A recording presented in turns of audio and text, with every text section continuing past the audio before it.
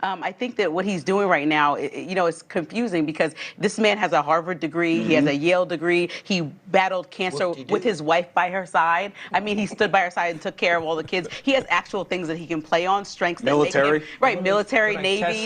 So, it's confusing that this would be what you would go down. Why not do this? Because he thinks this is his tack to win the primary in the presidential primary election in the Republican Party, and then tack back to something more normal. Would you like bring a lunch? Like everybody else does. He's also... I brought me some Bud Light, bro. Oh, all right. So he's gonna... I mean, I'm saying... I like that it's in the bag, by the way. What kind of man drinks Bud 1967? Light? What are you, like, trying to cut calories? You're trying to get into the thong? You're going to San Tropez? I don't know women that drink this. So you're the thinnest guy at the table, by the way. So I don't think I've ever tried a Bud Light. No, I disagree with you. Is that a grape knee high? I mean, I don't know if I tried can't believe that you're having this drink right now. Like, I'm oh, not please. Gonna, You've seen nothing. Journalist behavior. Lindsay, this is nothing. This is not... look, he's struggling with it, though, because he only drinks, like, his own home-distilled rye mash. Okay, let's reel it in. I don't think... Give me an IPA and a cigarette. I mean, dude, I just do some push-ups. What is this? Oh, by the way, this is my own personal opinion and has nothing to do with the network. Okay. Live from downtown Detroit, it's No BS News Hour with my main man,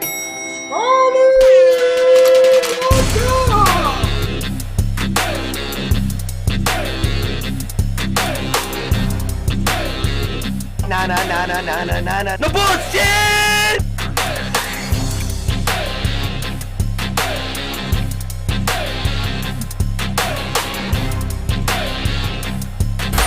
This is just it, breaking news.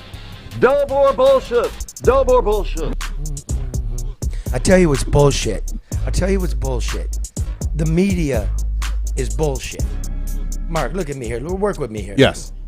Karen's off in her salon. I got nobody there. Nobody showed up for work today. I'm watching, Charlie. Check.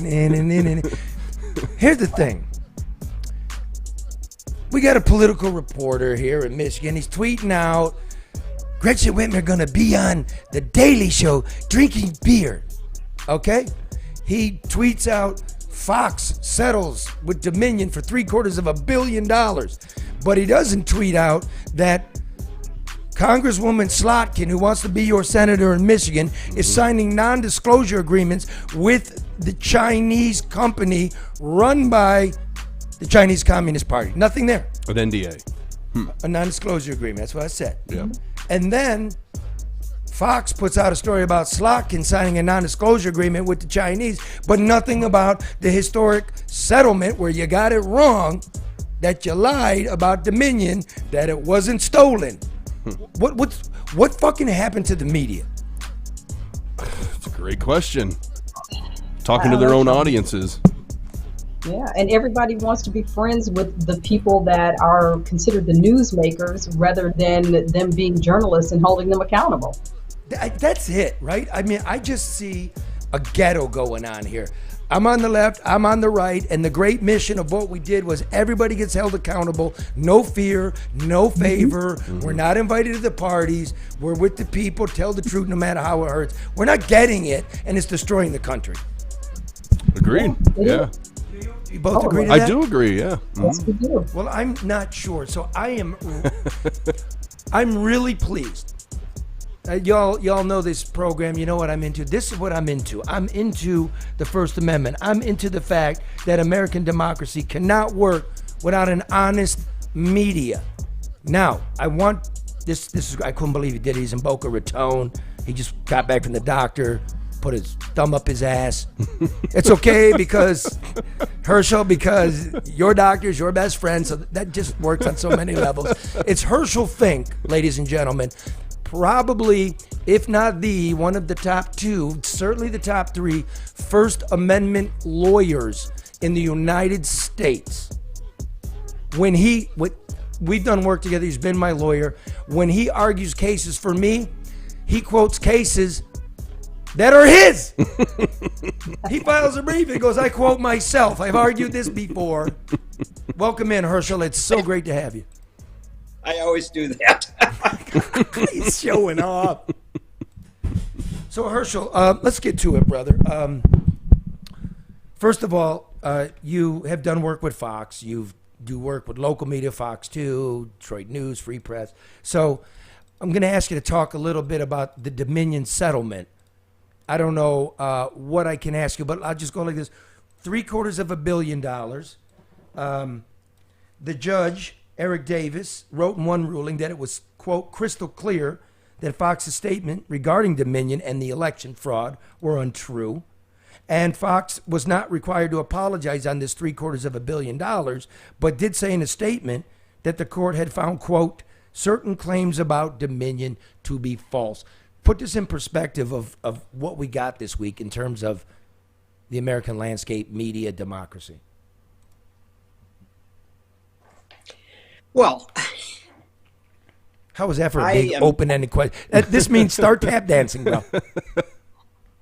No, listen. I'm not involved in that case in any way, shape, or form. I'm an observer of the scene, although I have represented, as you said, Fox stations, not the corporation, but in any event, it's an unprecedented case. Let's say that.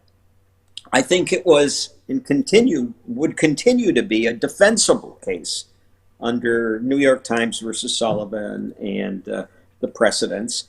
But there's a lot at risk here.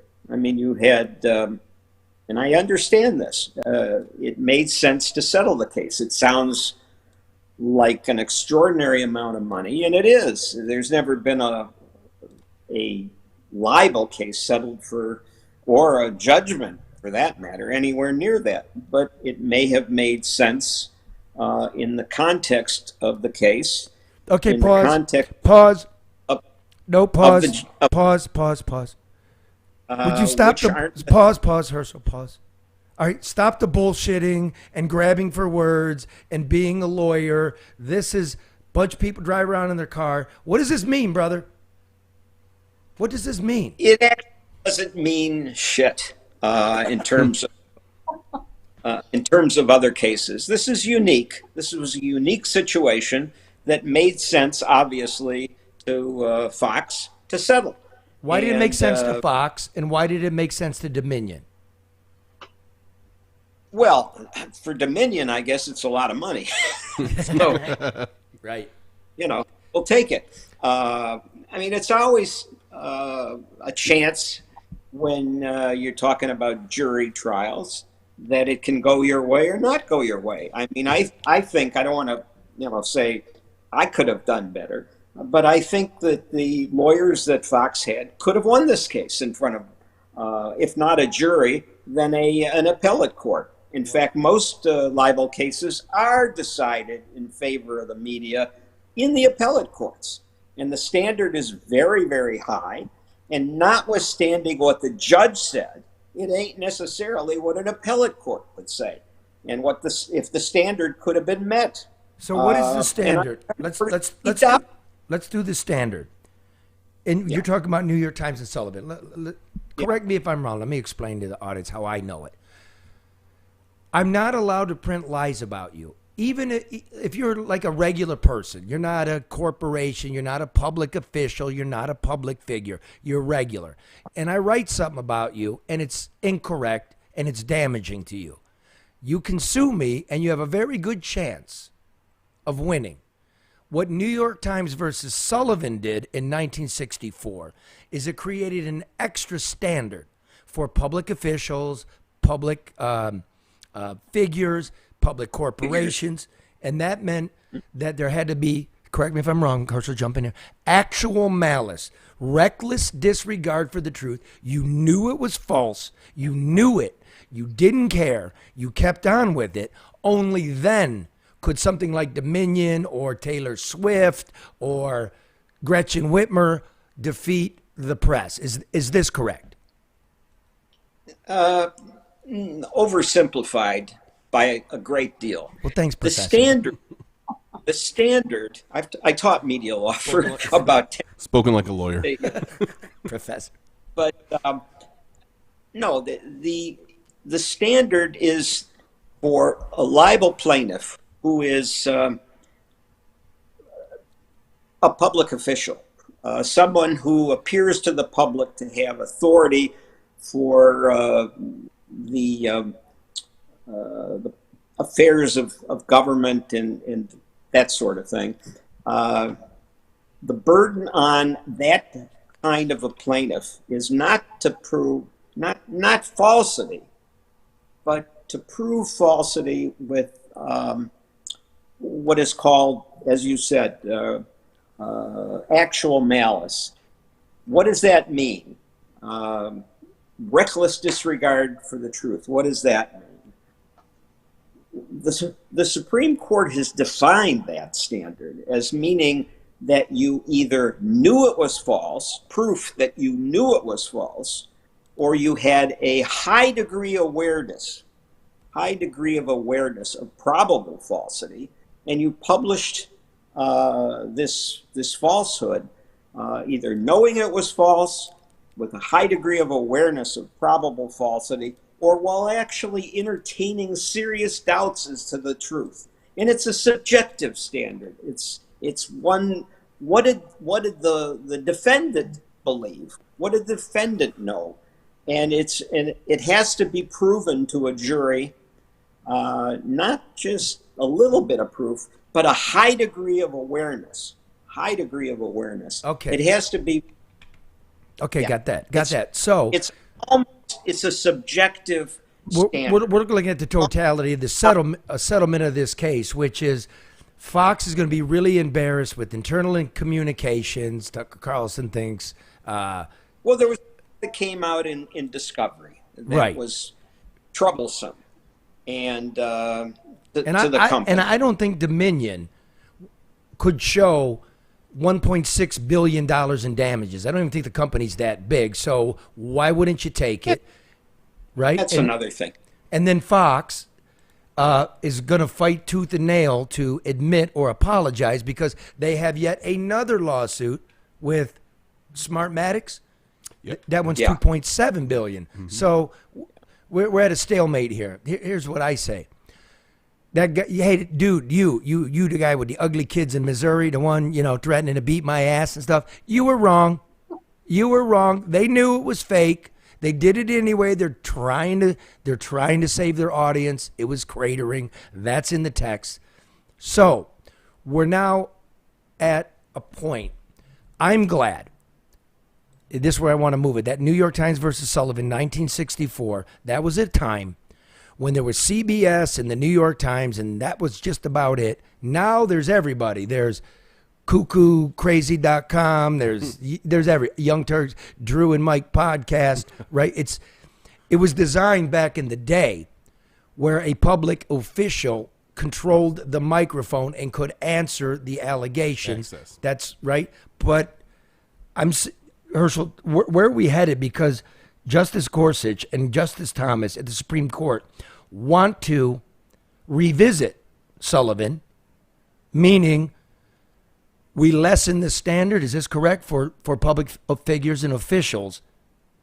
They've expressed doubt about whether that should be going forward the standard, that it's too difficult for a plaintiff to recover. I happen to think that's good.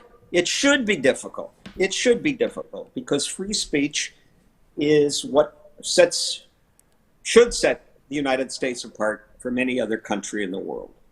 And I think it would be a terrible precedent to go back to what it was before, which if you go back in history, the whole reason for the New York Times versus Sullivan standard arose out of the civil rights movement in the early 60s, where newspapers, northern newspapers and television and radio were being sued left and right and getting $1 million judgments against them for reporting honestly about the civil rights movement. The New York Times itself arose out of all things, an advertisement published in the New York Times called Hear Their Voices, or something along those lines, their rising voices, which was about the treatment of Martin Luther King in Montgomery, Alabama. and there were multi-million-dollar judgments being issued against the northern media, and the Supreme Court recognized that we got to do something about this to keep the press free from being attacked by southern media and bankrupt for honestly reporting the news. And so that's where the New York Times standard was created, and it saved honest reporting.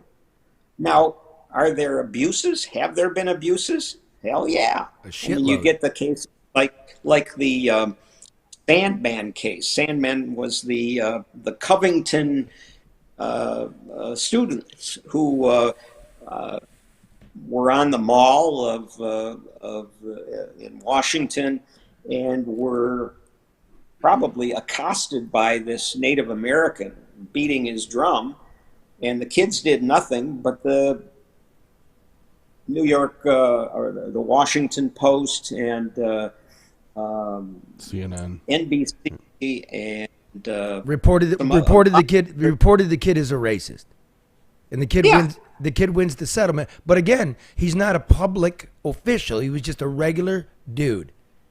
But I think this. Correct.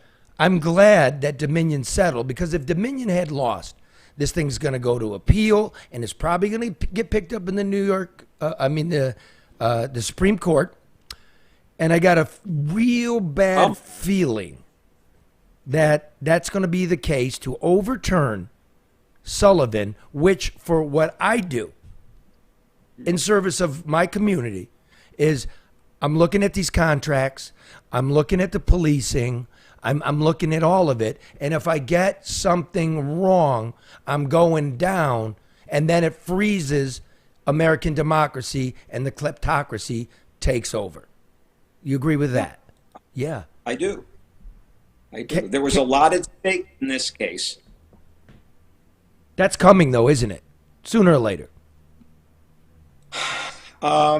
I thought it was going to come out of the Sandman case, the Covington boys case, but the media settled.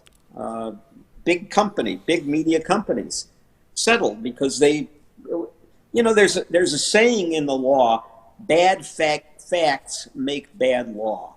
That was a bad facts case, and quite possibly Dominion might also have been a bad facts case.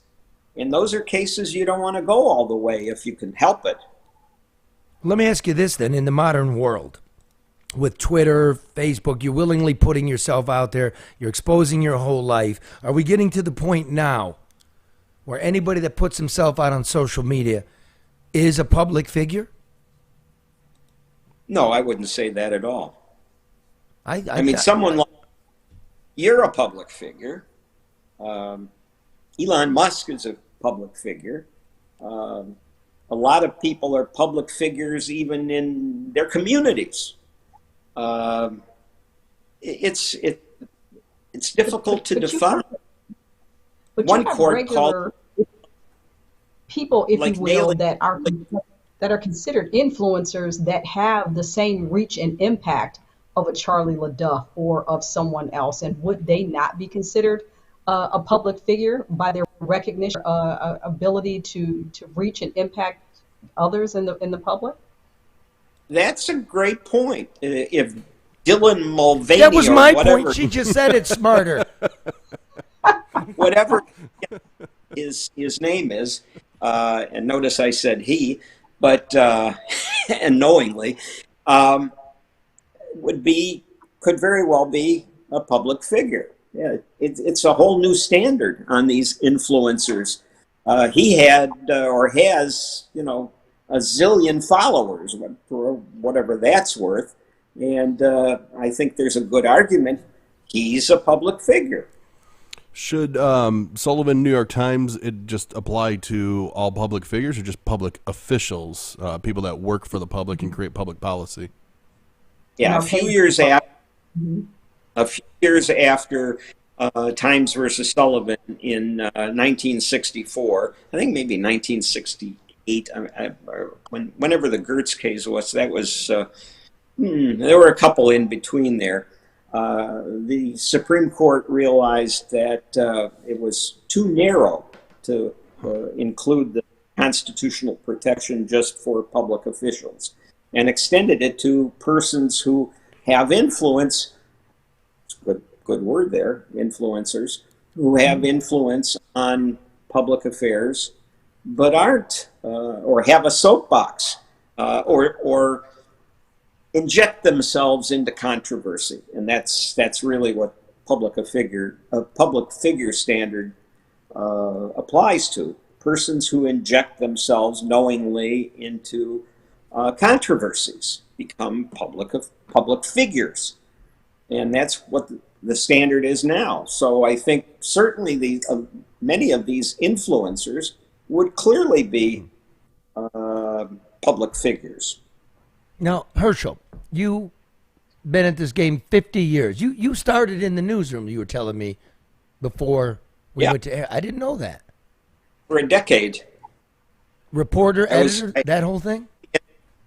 I eventually ended up as night city editor at the Detroit News, even though I'm closely associated with the Detroit Free Press. But I was a reporter and editor for 10 years. What do you make of the current state of media? Let me prime you here. I think it's shit. What do you think? My clients are great. Well, I didn't say your clients. You're not allowed to talk about your clients. Well, I represent reputable news organizations, including Charlie LeDuff. but I think it's a story. It's basically a national media. I don't have a lot of respect for a lot of it. Why? But again, clients I represent, like.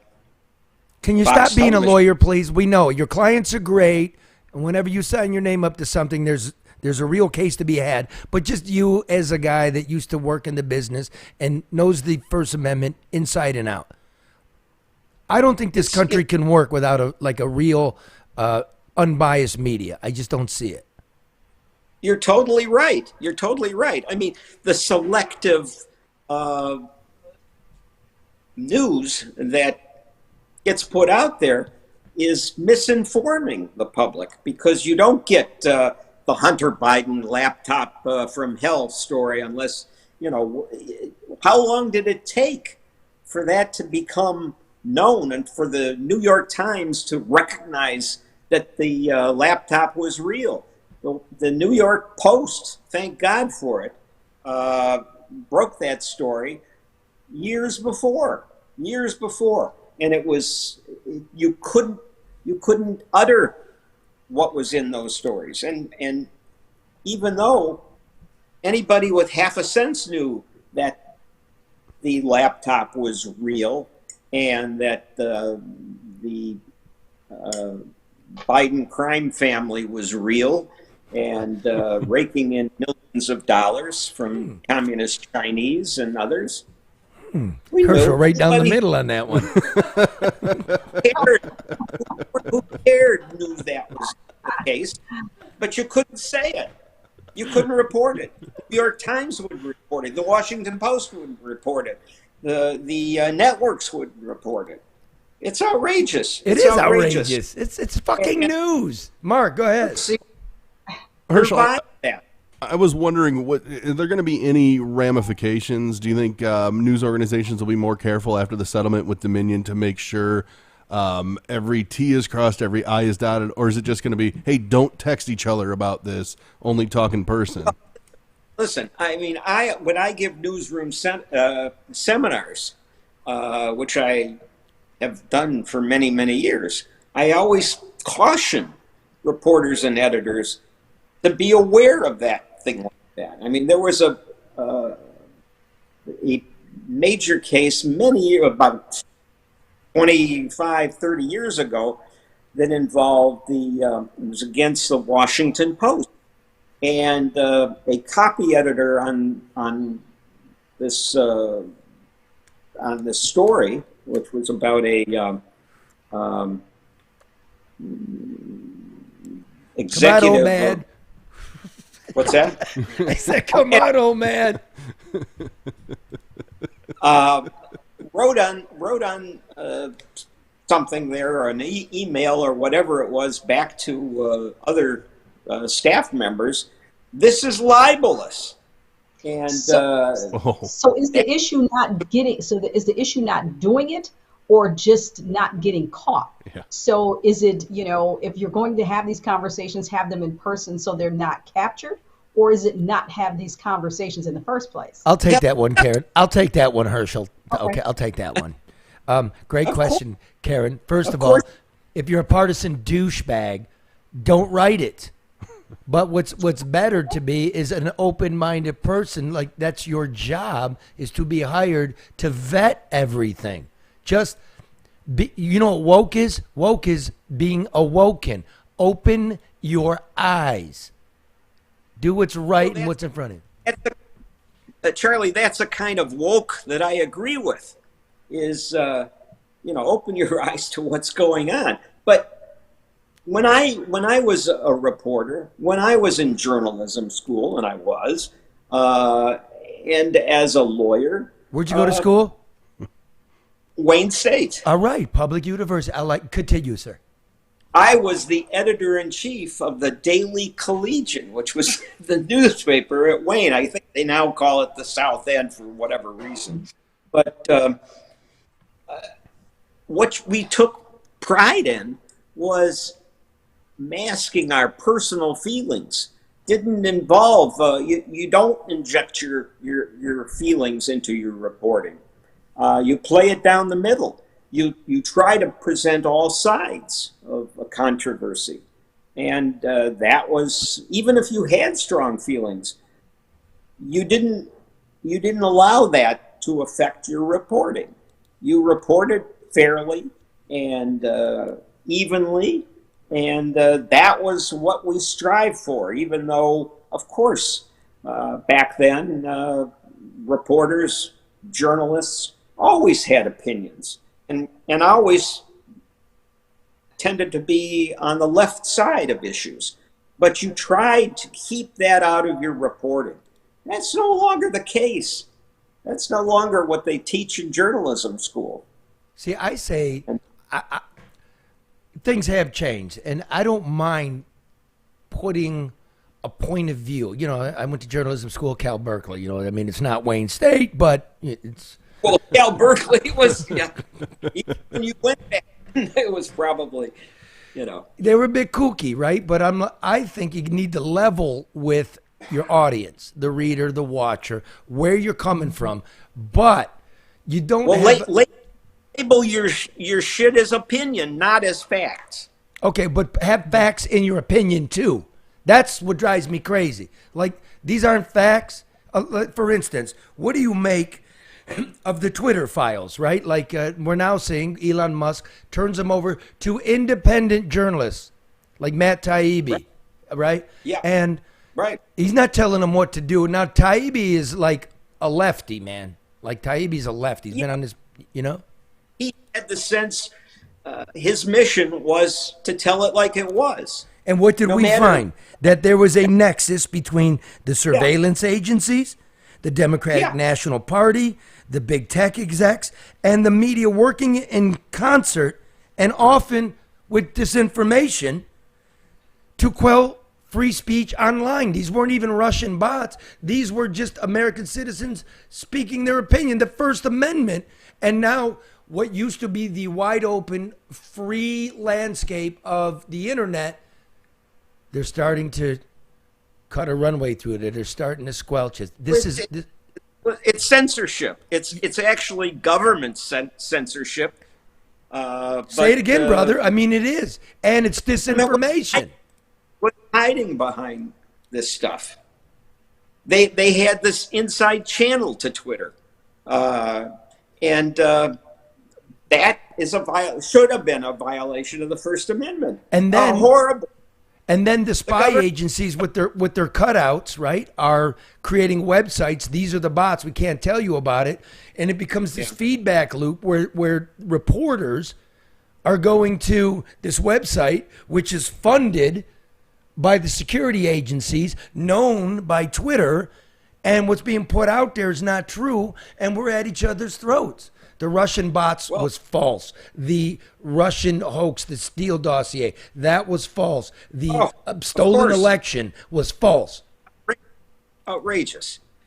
And thank God for Elon Musk buying Twitter. Bad deal, but for him, but good for us. Good for us, because it shed light on what really is going on, who is really controlling what you see, what you hear, what you read. Ladies and gentlemen, this is Herschel Fink, the preeminent First Amendment attorney in the United States.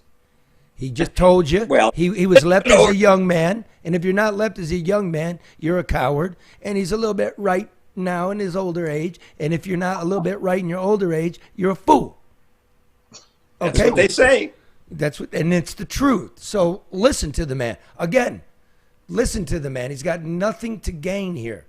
I very much appreciate you being here. Mark, go ahead. Herschel, I want to ask you, what do you say to people that say, you know, Twitter's a private company. If they want to work with the government, that's bad business practice, but they're more than okay to do so. What do you say to that? Because, you know, maybe... It's true, but be honest with the people who are on your platform and tell them, you know, like well said. Musk decided last week he was going to label NPR as government-funded news, which it is. Good for him. That's Herschel Fink, renowned First Amendment lawyer, telling you, well, it is. I will say the irony, though, is then Elon then has cut off some of Matt Taibbi's stories that he put on Substack because that's a business decision where they compete against each other. Well, so that I get. Which gets me to the point of that's not censorship, that's business. How much do you guys put this on the media or the consumer of the media? Like, why aren't we smarter in consuming and realizing what's opinion, what is news, and where the source is? I take this one, Herschel, because as he just said, they didn't tell us. You're right. I mean, outside of Twitter, we're sitting here on this program looking at social media, going, "Why did our audience drop? Not the participation, sure, not those that sent." Well, that's bullshit. Yeah. Well, that's what's going on, and it coincided with what? Criticizing the government for its COVID response. We weren't even talking about vaccines. We weren't talking about masks. We were talking about the treatment of old people in the nursing homes, and all of a sudden, poof. And now you got your proof of what's going on. Right. Tell me. That's why we're leaving and we're doing this. Alex Berenson was the one who was telling them what's going on, not Fauci. And I know Alex, and I worked with him at the Times, and the guy is a reputable, honest, go where the facts take you. And you know what? He got his ass beat, and he won't quit. And now he's suing the White House. And I will bet you he's a liberal. Yeah. Well, listen, I used to call myself a liberal because I wanted the truth. I wanted fair reporting. That used to be liberal. Well, what do you call yourself now? But ACLU now no longer does that. No, they don't. They're part of the game. So what do you call yourself? Tell me what to call myself. Because I don't know what to call I've never moved, Herschel. Me either. I consider myself a classic liberal, you know, not what now they call a progressive. We're Bill Maherrians. Yes, I very much appreciate his honesty. Okay, how about the next one? Okay, the Pentagon leaks, right? Air National Guardman Jack Teixeira gets caught by the New York Times. I gotta find the name of the guy working with the New York Times. So I got it here. You know, I kind of as a hero, frankly. Go ahead, tell us why. Because he's pulled the curtain back on what the government really was doing, what the Biden administration really was doing. Okay. Okay. Well, let's go like this. The New York Times works with a freelancer named Eric Toller. Eric Toller, if you hit the hyperlink in the New York Times story, right? His day job is Director of Research and Training for an intel community cutout named Bellingcat, funded by the spy agencies. So the New York Times is now working with the spy agencies not to get the information that the whistleblower, whatever, he's a gamer, whatever, maybe he's just a dope showing off. They're not looking to publish that like they did the Pentagon Papers, right, with Ellsberg, or the Assange papers, like Pakistan's working with the Taliban. They now work with the spy agency to find out who this guy is, out him, put him in the paper. Yeah. Helicopters are overhead. Now, everybody hates the media. We're scum, we're leeches, merchants of misery. Now you can add in snitch. I'm in Pulitzer Hall at the New York Times. I'm family there. But I'm really disgusted about the way that they've been conducting themselves for the last decade. I hear you. It's a chilling effect. I mean, who's going to want to come to the media, hey, man, I got something, if they believe you're going to turn around and out them? Oh, yeah. Well, we'll find out with this new whistleblower who's just come forward, apparently, to blow the whistle on the Attorney General. What? You got news? Breaking news? What are you talking about? Well, it's just broken today. Yeah.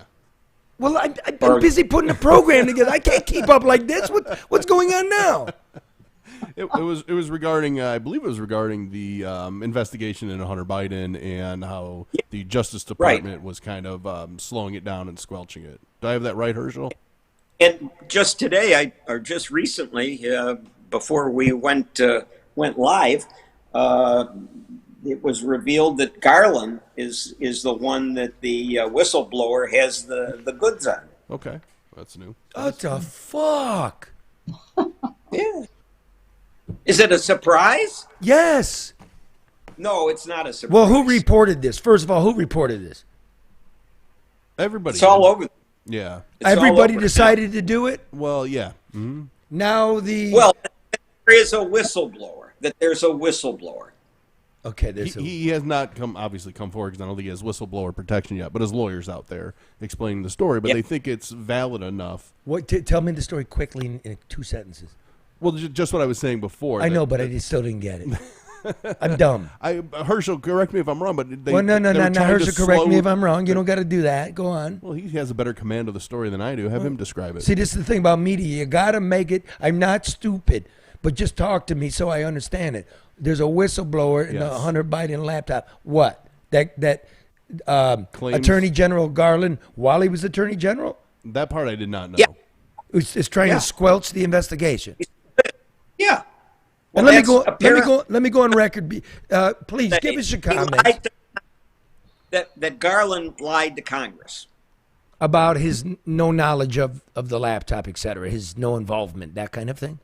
Well, I don't know the details of it. It's just coming out now. Well, then again, it's too soon. This egg isn't cooked, right? Yeah. Well, you know it is.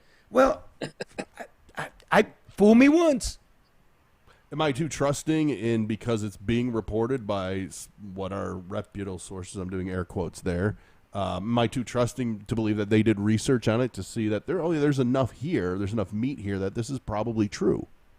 I don't know it, but again, I'm saying, it's less reputable. It's less reputable to me every day. Well, the whistleblower wants to come forward and testify about Garland's false statements to Congress about the Biden family. Yeah, that's really the story. He wants whistleblower protection so he can testify. Okay, there is no such thing as this whistleblower protection. There is none. Whistleblower is this: if I rat on my boss, you can't fire me. But there's no whistleblower in terms of somebody's going to come after me. Okay, he works for the DOJ, so. Well, then you had to have internally reported it to the DOJ. So I don't even know what's going on. Yeah.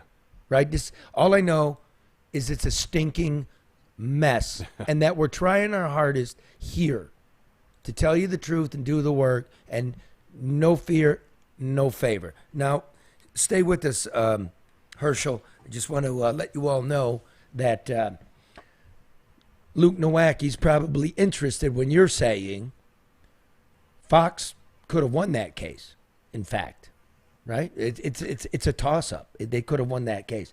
But yes, absolutely, they could have.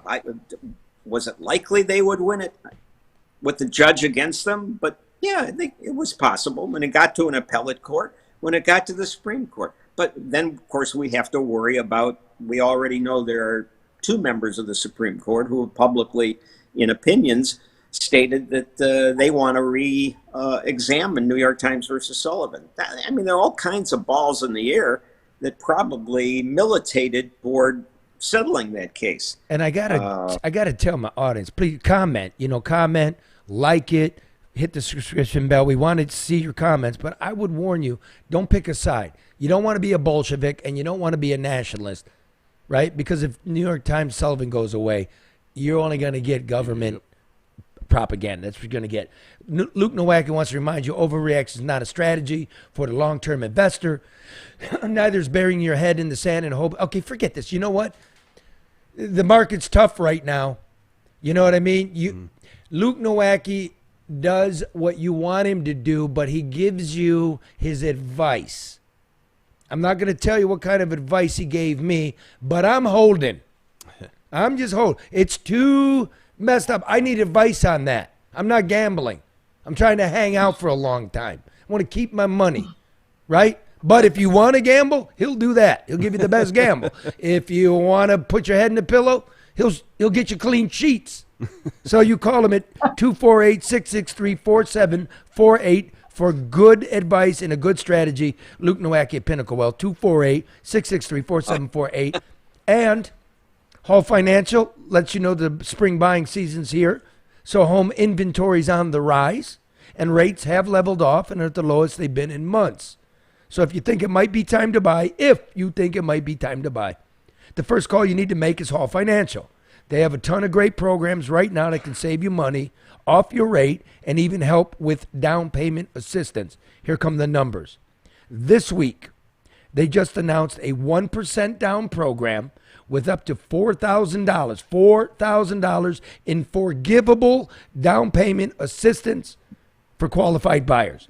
And if you're thinking about spring summer renovations or second home up north, I got a second home up north. It's a shack. It needs a roof. Take advantage of the equity. Ooh, may do that. Hello, I'm going to call Hall, 866. Call Hall, right? Or go to, what is it? Callhallfirst.com. It's not on here. Yeah, callhallfirst.com. All right. Go to the website and click the link. Get started. All right. Thousands of 5 stars. And finally, my favorite insurance company, Shoppers, what do you call them? They're a company. Shoppers, yeah. Uh-huh. When's the last time you checked your home and auto insurance rates? If you haven't checked in the past year, then chances are you're paying too much. Did you hear that? You're paying too much if you haven't looked. I'm going to the doctor, going to have him take a look. This is my insurance doctor. But if you work with Legacy Partners Insurance, they won't let it happen. Legacy Partner keeps an eye on your rates and continuously shops all the carriers to make sure you have the best program. And if you haven't called them this year, then you weren't fucking listening to me. So call them now, and you'll probably end up pissed off that you didn't fucking listen to me. Yeah, think of the money you lost last year. You lost. That's woo. You didn't have to call Luke. Not only does Legacy do home and auto, they also have great life insurance. And they can get you signed up for Medicare and Medicaid, so take care of your mom and pop. Herschel, you call Legacy. You're on Medicare. You're on Medicare now. No, it's Medicare. Once a year, you have to re-up. You might not be getting the best deal, dude. I'm telling you. So give them a call. Hey, write this down. You got a pen? Do you got a pen? You're a lawyer. You got a pen or no? Write it down. 586. Go ahead. Don't fake it. 586-209-4106. I'll say it again. 586-209-4106, or just go to their website and click on the link and get started with the new quote. Did you write that down, Herschel? You could probably remember it, Charlie. Did you write it down, Herschel? I'll play back the program. Oh, there you go. And share. All right, let's do a little Detroit news and get out of here. Karen's got to do Let It Rip. I know. right? Just, I got to be out of this show to go do that dying show. I know. But we'll get her all prepared. She already knows this is probably the topic tonight. It's crime, is it not, Karen? Yes, especially after what happened this past weekend. But, you know, Charlie, as we talked earlier, you talked about this very same situation that occurred in May of 2022. So this is nothing new. Nothing has happened since. The program that they launched under U.S. Attorney Dawn Isom is a reconfiguration of a program they launched a decade ago. So everybody's scrambling, and I don't think anybody knows what to do. Okay, you're right. So this all blows up because Chicago, it's just mayhem down there. The police are standing down. Kids are coming in. They're just going berserk, right? That's a nice, fair way to put it. Craig, when we need him. Where's James Craig when we need him? Is that what you said? Yeah, he's at Sinbad. Yeah. He's at the corner chair having a drink, thinking about running for Senate. Okay, so anyway. So Chicago goes nuts, right? Chicago's got 2.6 million people. We got 0.6 million people, okay? Mm-hmm. Everybody's in Greektown. What did we get last week? Chicago got 1,000 kids running around, 2 people shot, nobody dead, right? Yep. We got 2 blocks in Greektown, and we got 2 dead, and they're misrepresenting how many were shot. It's 7 or 8 if you want to include the police-involved shooting, right? Mm-hmm. A guy stabbed in the neck. Nothing. Crickets. Yeah. So, yes, no Karen, we're kicking their ass. We're not taking this. It's worse than Chicago. Like you said, it was the same last. I got to do this. So, Mayor Mike, hey, help me out here, Herschel. I'm allowed to do this, right? Because hyperbole is also covered. But I don't know that. Duggan faked it. Duggan gave a quote to the press. Quote, I was pretty much all of the afternoon and night on Saturday. Remember, I was told you, did I do the rant? You did not do the rant yet. Let me give you the summation here, okay? Michigan's new gun laws would not have stopped Anthony McRae from shooting up the campus at Michigan State University. Those new laws would have done nothing to prevent the carnage in Detroit's Greektown last weekend. There were 9, count them 9, maybe 10, shootings in the heart of the city's entertainment district. One was a mass shooting. That's 4. And my buddy was there, put the tourniquet on the man's skull as his life left him and his girlfriend was dying. This is what we get. But there was hardly a mention in the press until Karen mentioned these stupid press conferences. Ironically, last weekend was Orthodox Easter, and not a Greek could be found on the midnight streets, even though that's the location of their grand cathedral. You know how many people showed up for Holy Saturday service? 8. That's it? Used to be jammed. It's Greektown. Ugh. There's no better indication than that of a city lost. One casualty went to meet his maker Good Friday after throwing a drink in another man's face, and the following evening, a security guard at a liquor store was shot dead after he tried to mediate an argument about somebody cutting in line, and he was shot outside in front of a police officer. 3 bystanders were caught in the crossfire, including a teenager. Another man was stabbed in the neck, as I told you. 2 more were shot blocks away on the Riverwalk, which was recently voted best in America. Hey. I don't know about you, but you lose a couple of credit points when bodies are dropping on the Riverwalk. None of these shootings were committed with a long arm, which is a rifle or a shotgun. None of these shootings were accidents where children got a hold of their parents' handguns. The perpetrators were adults with prior gun charges. One guy, 2 felony gun charges and a 3rd weapons charge while he was in prison. You see, curfew ain't working there. One was a recent parolee, the other a suspect in a separate homicide just last month. There are plenty of police in Greektown during the weekends, but they're not proactive. Cops admit that.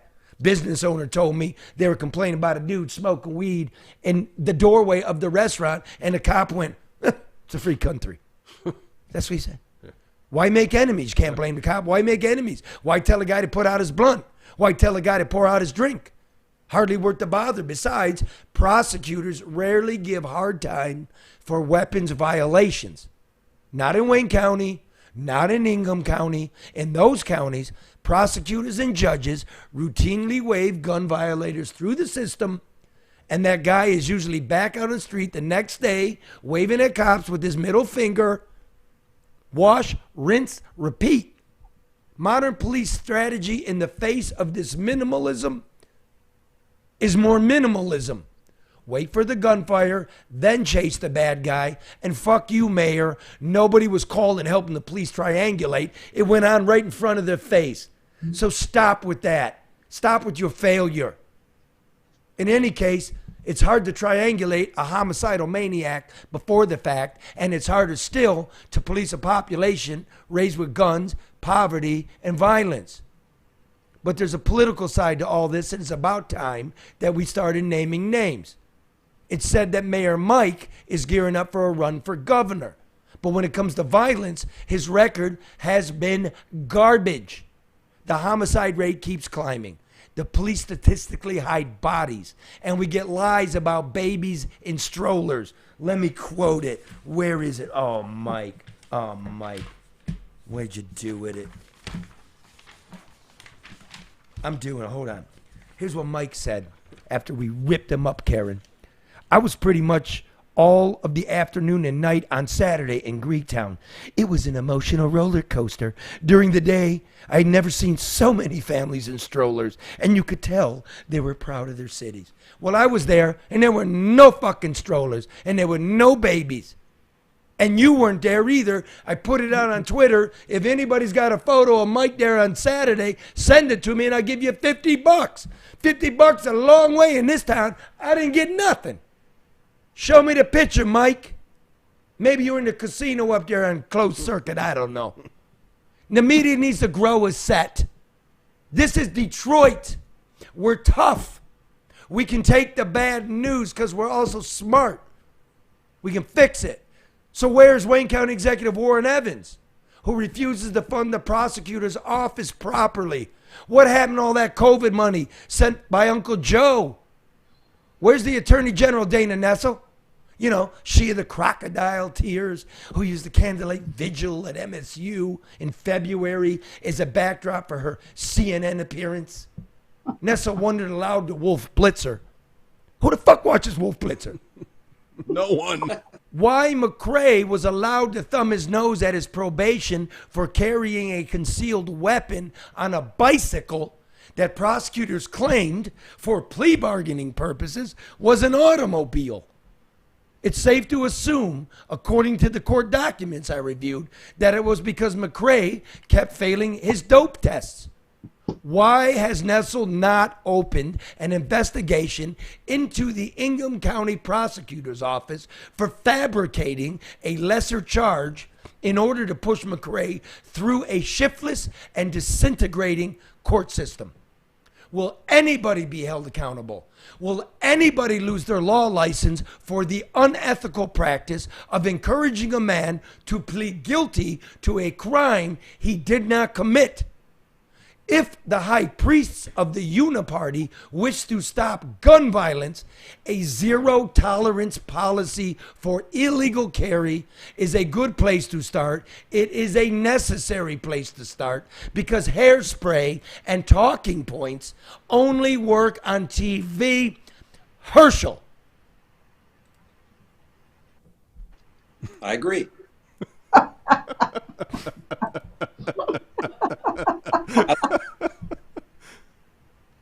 It's going to let that hang because he's a lawyer.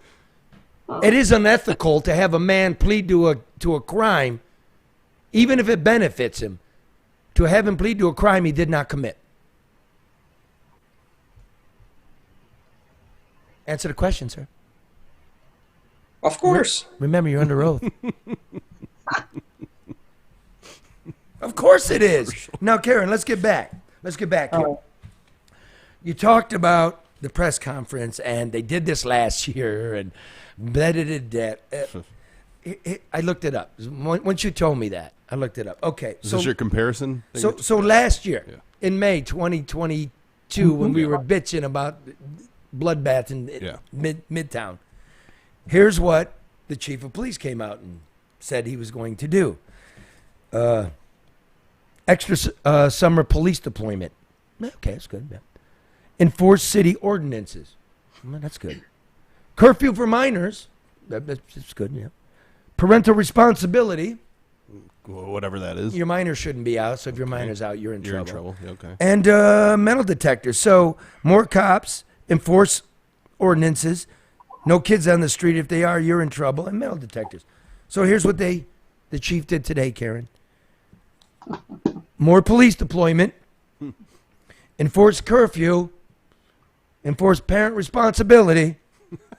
Enforce alcohol and noise ordinances. So, seems very familiar. Okay, there's something new. They're going to put big jumbotrons up there, put cameras on you, so you're on candid camera. But no metal detectors. But, Charlie, this is a thing, and I don't know if they think that everybody has forgotten, because literally, they're responding like this issue in is, unique and freestanding, and it is literally a duplication of what took place last May of 2022. So I don't know if everybody has short memory, so they can keep, as you said earlier, wash, rinse, repeat, and that's what's going on. I mean, they're inverting the name on this initiative out of the U.S. Attorney's Office, but what's different about it? Absolutely nothing. These are clowns. Here's another one from Duggan. Quote, nobody challenges them on this. They put this in the paper and on TV, and nobody asks them the obvious question. We have activity we have not seen in Detroit in many decades. We have more apartments downtown. We have more shopping and more restaurants downtown. We have more activities, he said twice. We are seeing crowds like we haven't seen in decades. Man, he repeated himself. No, that's not true. There's no crowds. But he's not challenged, Charlie. And having worked for 2 mayors in this city, I tell you, this is the first time in this administration that I have seen the media give this administration a pass on everything. They reprint the press releases. They repeat the talking points. They don't ask questions. Whatever he says goes, and they help push a narrative that does not mirror the reality of those of us who live here. Let's bring in Boca Raton. Are you saying that, Herschel? Are you seeing like press release journalism? Well, there always has been the easy way. One problem is we don't have enough journalists anymore. We're losing them left and right. If I could intercede here, I don't think we have enough journalists. We got too many journalists. We don't have enough reporters. Mm-hmm. These are self-important, elitist point of view. I go with the party, and I don't care about the people, and the people know it. They're leaving. There's something else that we aren't talking about here, and that's the relationship. That's the relationship with the decision makers of these media entities and their ability to influence or control what is coming out of those platforms. So these relationships are taking on a whole new level of importance. And impacting the information that's being disseminated to the public. Now, people won't admit that, but that's happening. I say they're aiding and abetting the convergence of the government and corporations, which are creating a kleptocracy in this society. You got cushy socialism for the rich, right? You can see it in the windmills and the solar panels and the developments in Midtown and the hockey arenas and Stellantis over there. The rich are getting richer and the poor are living in a brutal and merciless capitalism, right? It's a decay of the poor, and the middle is demoralized, and they're picking a side and being tricked. And only when the day comes when your dreams don't come true will you find that you're in the gulag or that you're among the poor. That's what I see. That's what I see when Elissa Slotkin wants to be my senator. I've never heard of a person from Congress signing a non-disclosure agreement with a business company from China that's attached to the Chinese Communist Party. That's out of her district, too. That's not even in her district, and the congressman whose district it is on the committee about the Chinese People's Communist Party. Yep. This is unbelievable. And your feet must be, you're an idiot. This is not the leadership we need. What a dope bumbling around, trying to get in with the cool kids. And the town doesn't want this thing. Nope. They've had town meeting after town meeting where they're pissed off about it. Okay, just give them our money that we don't have. It's the fake Biden money anyway. But those town meetings are just like the hearings for DTE, and just like, the hearings that they have for everything else, like they had for District Detroit, and like they're having for this I-375 expansion. Yeah, people can come, they can bitch, and they'll listen, but nobody is taking into consideration what residents want. Great point. Let's take a look. I could guess. I mean, it's safe to assume. It could be wrong, but I know a few. If you look at the executives of the power company, you look at the executives of the development companies, you're Republicans. And it's the Democrats giving away the money that never seems to help us. So it's a uniparty. Yeah. It's a uniparty. Charlie, they take money from, usually organizations, corporations have political action committees or PACs, and they donate to both sides. And, everybody takes the money. I mean, your governor's taking money, but everybody takes the money and they respond accordingly. I mean, it shows. If you look closely enough, it shows. And let's show, because seeing's believing. Herschel, dig this one. Now, Stellantis has a gigantic plant on the east side of Detroit, right? It's the Mac Jefferson complex. Mm-hmm. We gave them about $500 million. They're basically promising us 3 shifts, right, all week long for 30 years, and that's how we're going to make the money back. All right. Well, we don't have that. It never works out that way. And the people are complaining about pollution, about the smells. The company's been fined very nominally. And we don't forget the people. So Red and Byron were out in the vacant lot last week smelling it. And they decided to go back to where the human beings are, the ones that are supposed to be represented by their representatives. And let's see if they are. I haven't seen it. I bet it's good.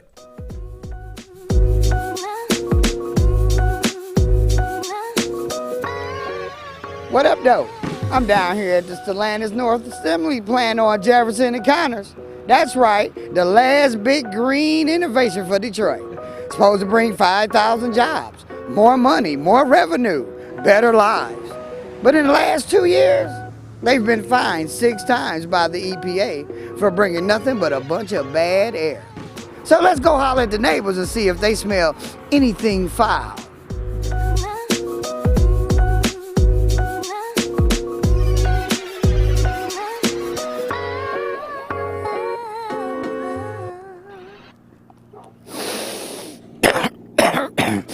Nothing like the fresh smell of plant burn off on a spring afternoon. Have you been smelling fumes and something different in the air? Yeah, sometimes. At a certain time, you smell it, like when you come out and it's supposed to be fresh air, you get it. Okay, but it's at a certain time, like noon or 1 o'clock or whatever, and then sometime early in the morning, because I get up at 5 every morning. You come out here, you'll smell it.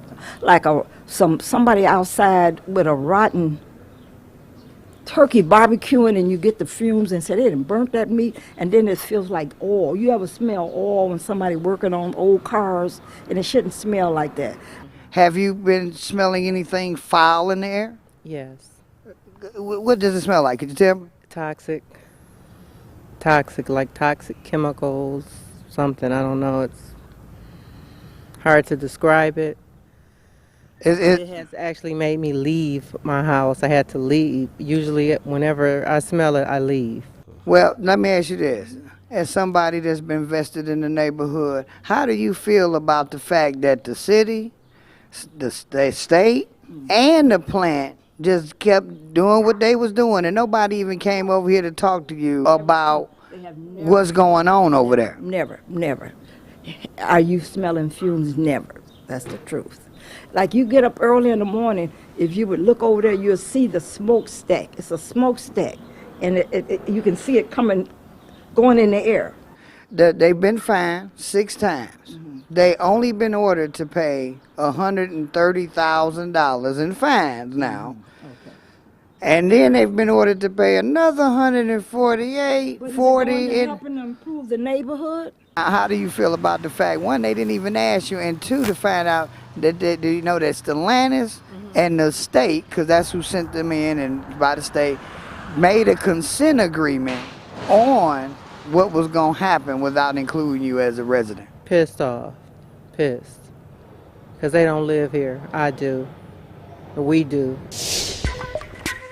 And did you know, as part of that consent agreement with Stellantis and the state, they're supposed to plant some more trees? Let's wait 30 years and see if that helps clean the air.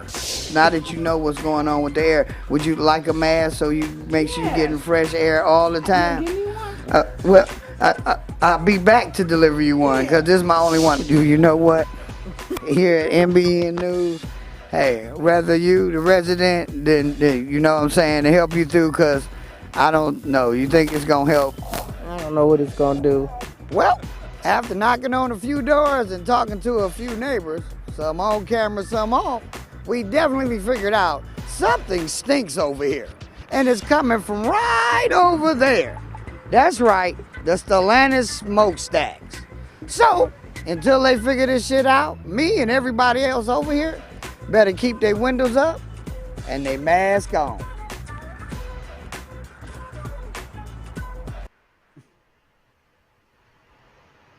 I don't know if I should talk about the deplorable state of things in that neighborhood, or Red with his the mask is there, the mask isn't there. He didn't give it to the old woman. I mean, what's going on here? Stand up, yeah. Well, Herschel, like, we're gonna wind it up here, but they enter into a consent agreement, but nobody in the neighborhood is asked to sit at the table. Mm-hmm. Does that sound legitimate?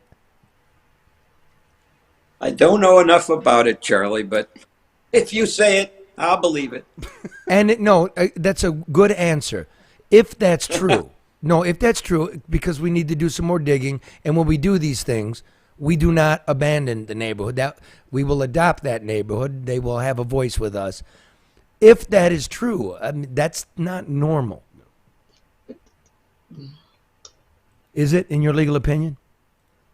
It's not a legal question. I don't know. I don't know enough facts about it. There you go. Okay.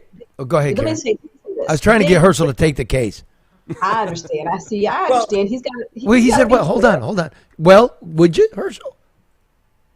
I don't do that kind of law. Hey, man, it's better than what they're getting. Karen, go ahead. But Charlie, that's just like when they decided to shut down St. Jean when they were trying to keep them here. And Duggan said, I will do anything, to get them to keep the plant here. I'll even shut down St. Jean. Residents were upset because you wake up one day and St. Jean is shut down. Nobody was asked, nobody was told, nobody was included. So, yeah, that seems to be the MO. I mean, yeah. Uniparty. All right, we'll stay on that. We're going to stay on it all. Good luck and let her rip tonight, Karen. Let them know that NBN will be on the streets of Greektown this weekend. Yeah, will do. Thank you. Herschel Fink, the man, the legend, Thomas Jefferson of the modern age. Thanks for being on, brother. A pleasure. See y'all. Thank you.